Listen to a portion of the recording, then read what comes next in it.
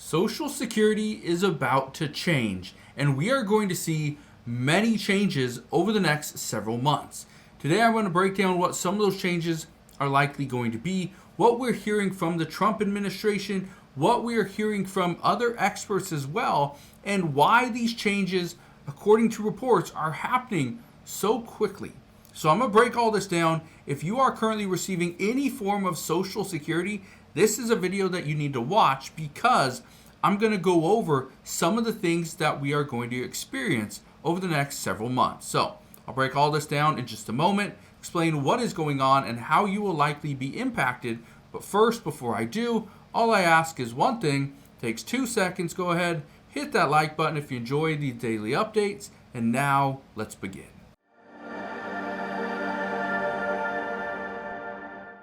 So what kind of changes are coming for Social Security? Well, we're seeing a lot of things that are being discussed. Here's the first thing you need to know. According to the Treasury Secretary, Scott Bessent, he says Social Security income tax changes are coming. This is something we have heard from the Trump administration for several months. It's something that Democrats wanted before as well. However, there wasn't enough of a push to get it passed. But now we're hearing from Secretary Bessent that it is happening, that we are about to see Social Security recipients not have to pay any taxes, as far as federal taxes, on their Social Security income. This is huge, and I want to explain why.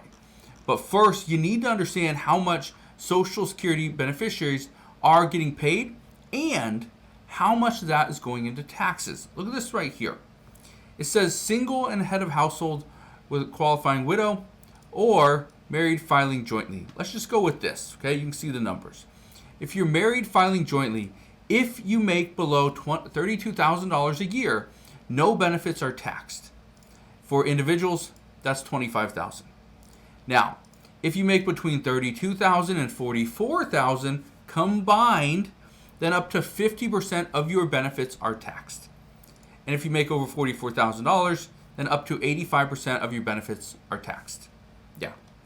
So, why is this such a big deal? Well, here's the reason why. This is going to save millions of Americans money. Look at this right here. It says high-income taxpayers pay more taxes on Social Security benefits. It says income taxes owed as a share of benefits in 2025.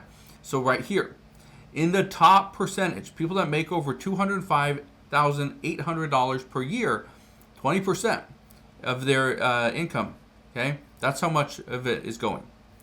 Again, you see right here, anywhere between $113,100 and $205,000, 12%. Okay, 6% for the third quintile, and then obviously down here, $32,800 and $63,299. It's just 1%. And then obviously, if you're the lowest, $32,799 or lower, it's less than 5%.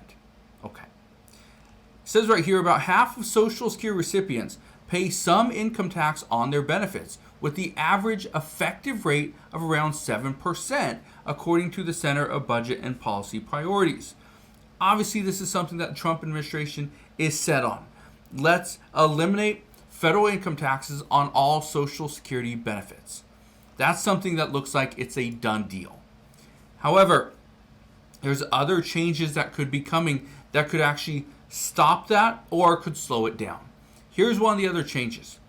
It says DOJ wants access to Social Security data. According to this article from MSNBC, it says that's a terrible idea. Now, here's the reason why many people absolutely hate this idea. They don't want their private information going to DOJ. Okay? The Social Security Administration handles it. They don't want anyone else knowing, where they live. They don't want to know their age, their birth date. They don't want to know, who lives in their house. They don't want to know, how much they have coming out of retirement or anything like that, right? Too much personal information. American people don't want that going to DOJ. Now, let me ask you this. Would you be open to the idea of more of your personal information going to the Department of Government Efficiency? And I bring this up because many people are asking the questions, well, what happens when they receive all this information? Are they going to go and try to figure out, okay, well, I'm working here Am I actually reporting the rightful wages? Am I committing fraud in any way? What this is going to do is you open up one door. Okay, you open up this door, and now you got all these different pathways that you can take. Okay, there's a fork in the road here. I'm gonna go look here at this business. I'm gonna go look at that business. And so many people are wondering, well, is this gonna open us up to more scrutiny and more investigations? And then some wonder, if we are opening this up for Doge, is this going to cost us more money?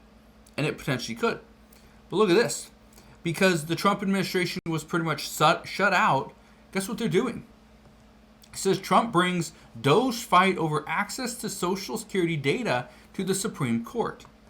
One of the things that we've heard for a few weeks now is that Doge isn't able to find enough savings in the Social Security Administration. They've been looking, but it's not there. And that's turning into a problem because now Doge isn't able to save as much money as they were originally hoping. Well, look at this right here. These are the estimated savings as of May 3rd from Doge. $165 billion total. That means the Trump administration has been in office for more than 100 days. And we have $165 billion in total savings. Where Doge was previously saying they were estimating they're going to save about $4 billion per day. Well, they're quite a bit underneath that. So now the Trump administration wants to try to find more ways to get in and figure out where there's wasteful spending, where there's fraud, and there's abuse. That's what we're hearing. Now, let's talk about the abuse. Look at this right here. It says Social Security eases up on clawing back overpayments. Okay, I talked about this just the other day, where the Trump administration reversed a Biden administration policy where the Biden administration said that if you received an overpayment, no matter how much it was, that the Biden administration would only be able to claw back per month 10%. 10% max. So if your benefits were, let's say, $2,000, but let's say you owed $10,000 in overpayments, well, the Biden administration would have only taken 10% of your $2,000. That's $200 a month. That's all they're going to take. And they'd continue to take that every single month until your $10,000 overpayment balance was paid off. The Trump administration said, no, we're not going to do that. We're going to go back and take 100%. Well, this turned into an issue because many Americans were going to see their entire benefits go away for several months. So how could they pay for food? How could they pay for utilities or rent, medications, just getting around? How could they do any of that? They couldn't. And so that's where the Trump administration reversed this and said, you know what? Okay, we're not going to do 100%, but at the same time, we're not going to do 10%. We're going to do 50%. Does this sound familiar? Because the Trump administration does this all the time. President Trump did this before as well in his first term, where he says, I'm going to give you, or I'm going to charge, 100% tariff. And then he decides, you know what, we're actually going to come down to here. Remember when he said he was going to charge Canada and Mexico, 20% tariffs? And then now he's kind of negotiating. Remember when he told China he's going to charge them 145% tariffs? Yeah, he's doing it now. But reports do say that it's likely going to come down probably between the 34 to 50% range when it's all said and done. So again, he does this and he comes here. He threatens you with one number and he finds something in the middle. That's essentially what he's doing here by charging or by clawing back 50% instead of 100%. So if we use the same numbers, if you receive $2,000 per month and you owe $10,000 of overpayments, instead of them clawing back 100%, which would be $2,000 a month, they're only going to get half, so $1,000 per month. Again, this is going to be very difficult for many people to continue to pay their rent, car payment, insurance, utilities, right, food, all those things. But at least they have something. So it's kind of finding that middle ground. At least that's where they're at as of right now. Here's something else. Here's a big update. Your Social Security card will soon be available digitally. Okay? Here's what you need to understand. Americans may be able to get digital access to their Social Security numbers starting this summer. says the Social Security Administration is rolling out the new form of identification as an alternative to paper Social Security cards.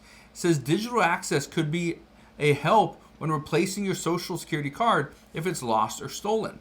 Yeah, and for many people that have had their Social Security card for decades, these things are flimsy.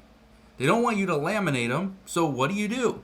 Well, they just continue to get kind of torn up in your wallet or your purse, and then eventually you have to go get a new one. Well, in this case, you'll just get a digital copy. So now you'll have your Social Security number if you ever need it, and you'll have proof of your Social Security card, again, if you ever need it. So, good news there. And then the last piece of information, look at this one. It says Social Security will block payments to those who do not meet this requirement in May 2025. Now, I could read you this article, but I'm not going to do that. I'm just going to explain what the Trump administration is attempting to do. And the Trump administration, as of right now, is going to block all payments to anybody that is, they deem potentially an illegal immigrant. Okay, so if you've come into the United States illegally and you are somehow collecting Social Security benefits, they are going to stop payment. Then it will be on you to actually go and identify yourself. Most likely you'll have to go in person to a physical location. So just keep in mind that there's going to be reports of, and you're going to see this, that certain people are going to see blocked payments. And it's not just for 1 month, it's entirely. So until you go in to the Social Security Administration office, or potentially do it over the phone, most likely through the app, until you actually do that, your payments aren't going to come through. No check, no direct deposit. So that's at least what we're hearing as of right now. Again, there could be updates here in the near future, but that's what we know as of right now. So again, those are the updates as of today. If you have any questions regarding any of this stuff, please ask your questions down in the comment section below. But again, thank you guys for watching. Consider subscribing, and I'll see you guys on the next one.